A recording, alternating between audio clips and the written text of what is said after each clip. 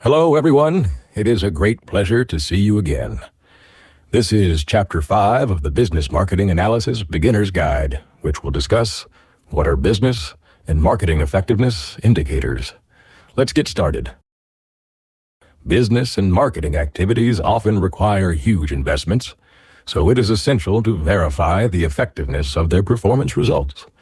And that is why many organizational executives frequently ask this question: how much did our investment contribute to business and customer communication results? The worst answer is, I don't know. The best one would be something like, this business KPI grew by 15% versus the previous year, mainly contributed by the increase of these communication KPIs by over 10 points, while still having opportunities to improve other KPIs by at least 5 points. Thus, you need to evaluate the achievement levels of organizational goals and give them clear evidence with specific KPI metrics and numbers. There are 2 steps to get it done. Number 1, you must determine appropriate KPI objectives by category, company, brand, product, and business model. Number 2, you need to set priorities among those KPIs to maximize the positive impacts of your investment, including the probable risk assessment. Here are the examples of business and customer communication KPIs.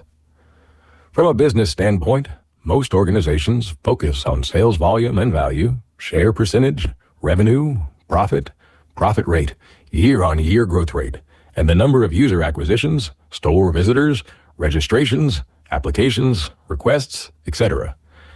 As for communication KPIs, typical examples are awareness, understanding, favorability, behavioral changes, intentions, and brand image or equity attributes. I just stop here, but I hope you can see that there is a wide variety of KPI options to consider. Then, how can you define which KPIs should be highlighted for your evaluation? As described in Chapters 2, 3, and 4, you can examine the relationships between the variables and build your hypotheses. Remember, each of them must be verified to be true or false. Then, you build another hypothesis, test it, and verify it again. You can develop a relationship diagram that visualizes how those KPIs are connected. A key tip here is to start from the most important business KPI, such as sales value, and find the KPIs that are more likely to influence that business result with the highest correlation coefficients. In this example, 3 communication KPIs are considered to be more influential on brand A's sales value. Following that, here are the next questions. What percentage of brand purchase intent is needed to achieve the sales value objective? What percentage of brand awareness can deliver such purchase intent? And how much sales force/marketing investment is required to achieve the optimum brand awareness level?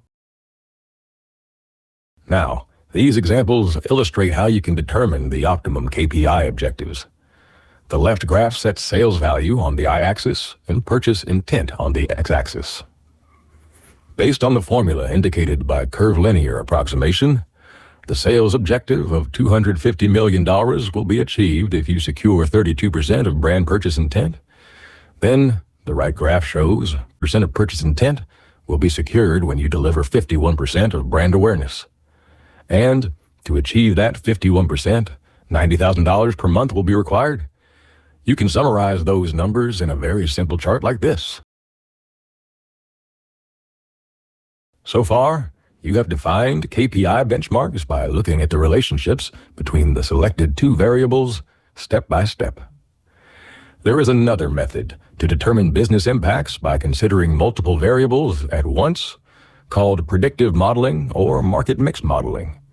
For the last few years, AI-equipped predictive modeling software has been in practice, but all the underlying logic is based on multiple regression analysis. The advantage of this method is that it allows you to see which of multiple independent variables may have how much influence on the results of business or communication KPIs. Also, it helps determine their mutual relationships and prioritize more important KPIs for allocating your investment.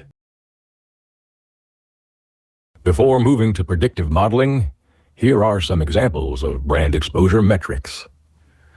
You can see that very different measurements exist between offline and online media platforms. This problem is caused by the gap in what metrics can be measured for online and offline platforms and will be solved someday soon, hopefully.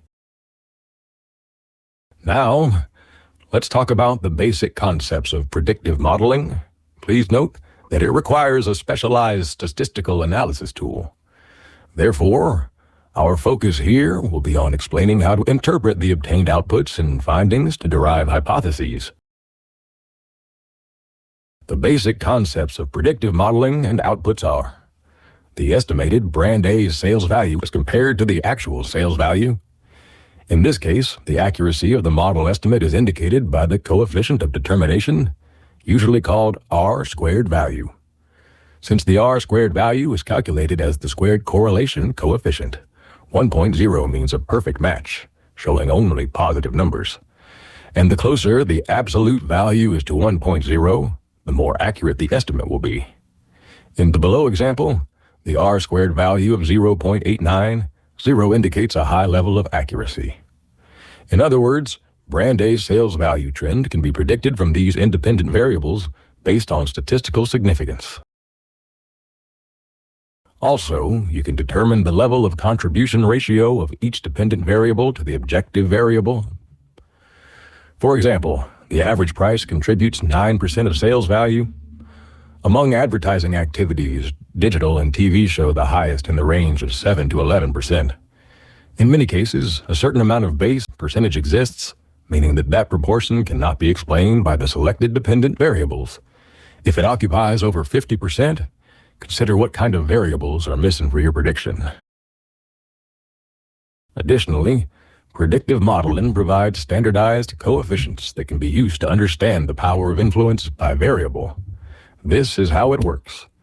When each variable has a different unit and scale, you cannot compare them from a relative perspective. However, by standardizing those actual values, it transforms each data point into a coefficient centered on the origin 0 to unify them into absolute values. Thus, the standardized coefficients help determine which variable is more influential in a relative comparison.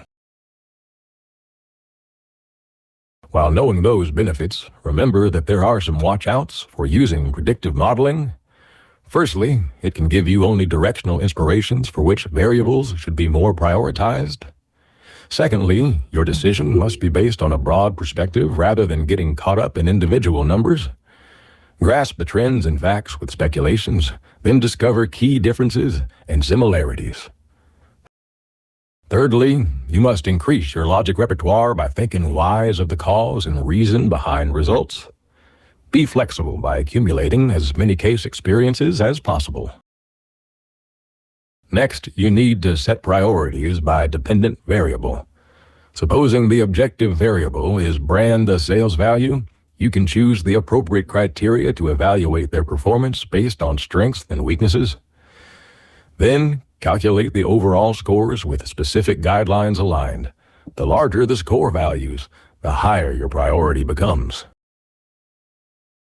Now, here comes the stage of defining optimum KPI benchmarks. Based on your priorities, apply curvilinear approximations and input and accessory numbers by variable, optimum level of investment, proposal of recommended allocation, and available budget allocation.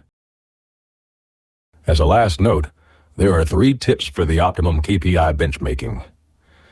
Number 1, the time units analyzed must be uniform in all variables. Number 2, there might be some carryover effect, especially when continuous brand exposures are sustained. Number 3, do not forget about the possibility of the halo effect among different variables, which tends to happen where there are high correlations among dependent variables. That is all for today's video. If you have questions, please subscribe to our YouTube channel and post them in the commentary section. In the next video, we will quickly wrap up the overall summary and recaps from chapters 1 to 5. We are looking forward to seeing you again. Thank you for watching.